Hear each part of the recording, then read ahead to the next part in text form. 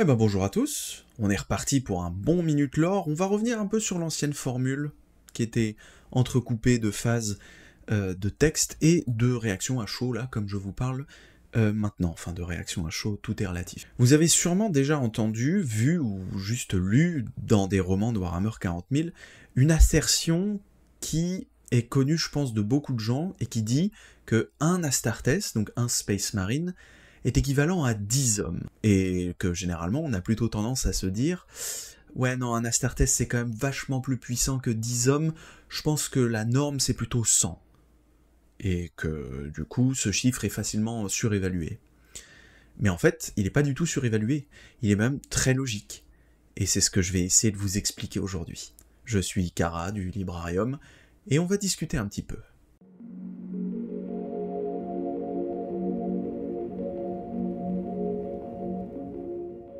Dans l'univers de Warhammer 40 000, la véritable force d'un Space Marine est souvent sujette à débat. Le fait selon lequel un Astartes vaut 10 hommes est fréquemment présenté dans les différents romans, mais une vision plus exagérée, plaçant ce ratio à 100, s'est imposée avec le temps au sein de la communauté. Pourtant, cette idée provient d'une méconnaissance des faits et d'une perception du lore largement biaisée par la propagande impériale qui vient percer au-delà du média et nous influencer nous en tant que public. Lorsqu'on plonge dans l'univers de Warhammer 40 000, il est facile d'adopter sans recul la vision majoritaire de l'Imperium. Ce dernier dépeint les Space Marines comme des guerriers surhumains, quasi invincibles, dont la force transcende l'entendement. Cette perception est amplifiée par la nature même de la découverte du lore. Les premiers contacts avec cet univers sont souvent filtrés par des récits impériaux où la propagande joue un rôle central.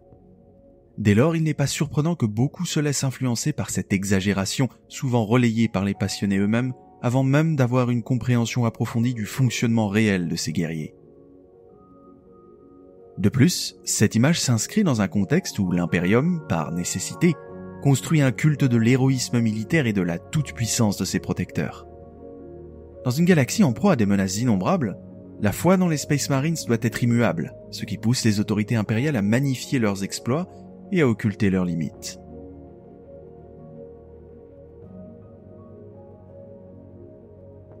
La guerre de Badab et l'affrontement contre la Légion du Tyran offrent un exemple frappant de cette surévaluation. Les troupes humaines de la Légion du Tyran, entraînées et encadrées par des Astartes renégats, ont pu tenir tête aux forces loyalistes, mais à un coût terrifiant. Le ratio de perte était d'environ 1 Space Marines tombé pour plus de 178 soldats humains. Cela remet un peu en perspective la notion d'équivalence entre un Space Marine et un simple mortel.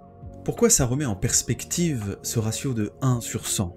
Parce qu'il a fallu environ 178 hommes pour tuer un seul Astartes ? Et est-ce que cela nous indique qu'un Astartes vaut 100 humains ? En vrai, je pense pas, non. Pour la simple et bonne raison que le chiffre qui nous est donné est une moyenne.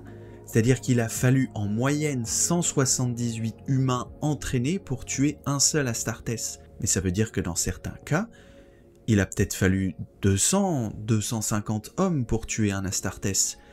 Et que peut-être, dans d'autres cas, il n'en a fallu que 20, 30, voire peut-être même un seul qui a eu de la chance. Moi je pense que ça nous indique surtout qu'en fonction du contexte, les données changent. Et qu'il n'y a pas de chiffre précis, et c'est pour ça qu'on nous donne une moyenne dans cet exemple-là. L'exemple de la Légion du Tyran illustre également une autre réalité. Bien que supérieurs, les Astartes ne sont évidemment pas invincibles. Leur supériorité repose autant sur leur capacité physique que sur leur équipement et leur tactique. Un Astartes seul, isolé et pris en embuscade par une force bien organisée peut être abattu par un feu nourri ou pris à partie par un tireur d'élite isolé et un tir chanceux dans la lentille de son casque. C'est dans cela que la comparaison brute avec un nombre fixe de soldats est souvent trompeuse et n'est pas le sujet de l'assertion « un Astartes vaut 10 humains ».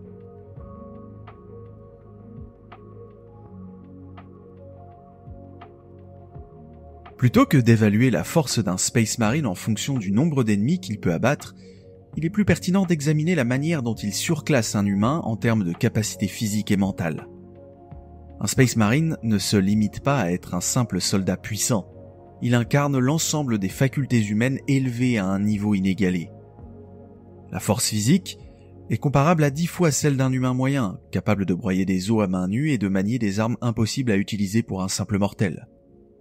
Résistance environnementale, multipliée probablement par 10 également, qui lui permet de survivre dans des conditions extrêmes comme le vide spatial, les radiations et les toxines mortelles, mais pas éternellement dans ces environnements dangereux. Vitesse, vision, ouïe, odorat, décuplés par rapport à un humain ordinaire et lui permettant de réagir instantanément aux menaces et de détecter ses ennemis bien avant qu'ils ne le perçoivent. Intelligence et concentration, qui sont optimisés par des décennies d'entraînement et d'implants neuronaux, lui permettant de lire et d'anticiper les mouvements ennemis avec une précision surhumaine. Mais le point le plus important, ce sont les émotions. La colère, la fierté, la haine et l'ego sont également largement exacerbés, nécessitant un endoctrinement rigoureux pour les canaliser et donc éviter qu'ils ne deviennent des faiblesses. Tu rajoutes à ça le poison corrosif qui peut être craché quasiment à volonté, les souvenirs extirpés de la chair ingurgitée grâce à l'organe de l'homophagéa, et là on est carrément dans un niveau qui confine à l'absurde. C'est genre, on est à un niveau, ça éclate toutes les échelles. Mais on va encore me reprocher de pas être tout à fait cohérent avec mes propos, et donc je vais vous expliquer un peu plus en détail ce que j'avais en tête. L'un des aspects les plus cruciaux qui différencie un Space Marine d'un simple soldat est son endoctrinement psychologique. Dès leur plus jeune âge, les aspirants Astartes subissent un conditionnement intensif qui leur inculque une loyauté absolue envers leur chapitre et l'empereur, en plus de leur implanter des connaissances très nombreuses dans leur cerveau. Cette formation ne se limite pas à un entraînement physique rigoureux, elle vise à éradiquer toute peur, tout doute et toute hésitation face à l'ennemi. Ce processus, notamment, repose sur plusieurs éléments. L'hypno-indoctrination. Ce sont des séances répétées de conditionnement hypnotique qui imprègnent leur esprit de doctrines de guerre et de fidélité implacable. L'éradication des émotions inutiles, la peur particulièrement, mais aussi la pitié ou l'hésitation qui sont progressivement effacées et remplacées par une obéissance absolue et une détermination à toute épreuve. Le culte de la supériorité Astartes. Dès leur intégration dans beaucoup de chapitres, les recrues apprennent qu'elles sont au-dessus des humains ordinaires, qu'elles incarnent la volonté de l'empereur en personne. Cela renforce leur certitude d'être invincibles et justifie leur brutalité sur le champ de bataille. On parle aussi de liens fusionnels avec leurs chapitres. Leurs frères de bataille deviennent leur seule famille, ce qui les pousse à des actes de dévouement absolu et à une cohésion sans faille. Ce conditionnement a un double effet.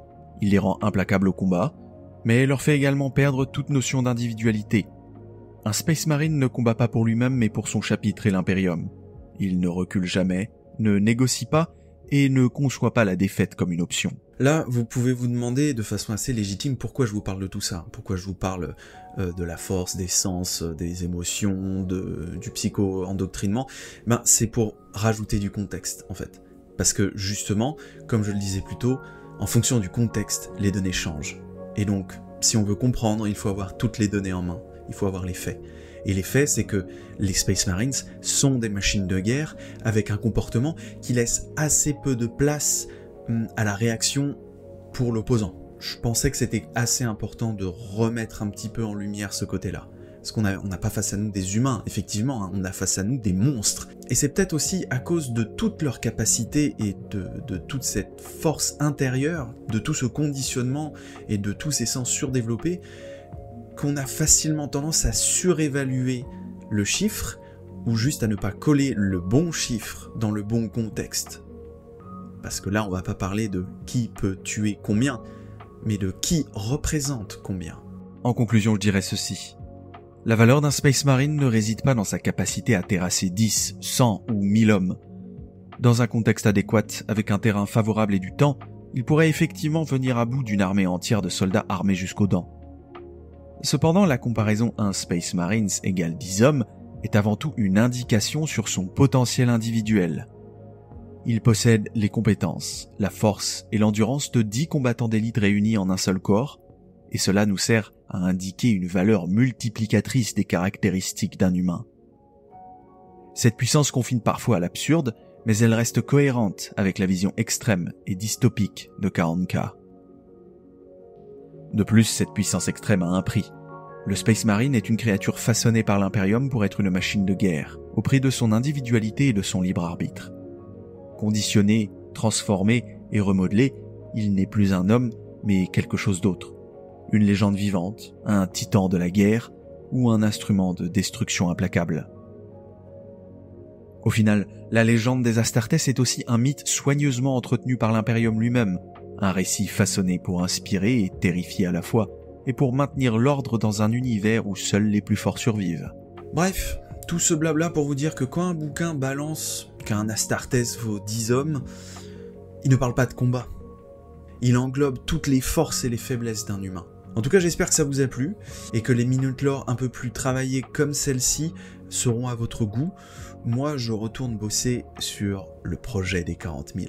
Je vous dis à très vite, et j'espère pouvoir vous proposer une dinguerie à la fin du mois, mais bon, ça ne dépend pas que de moi encore une fois. Ciao!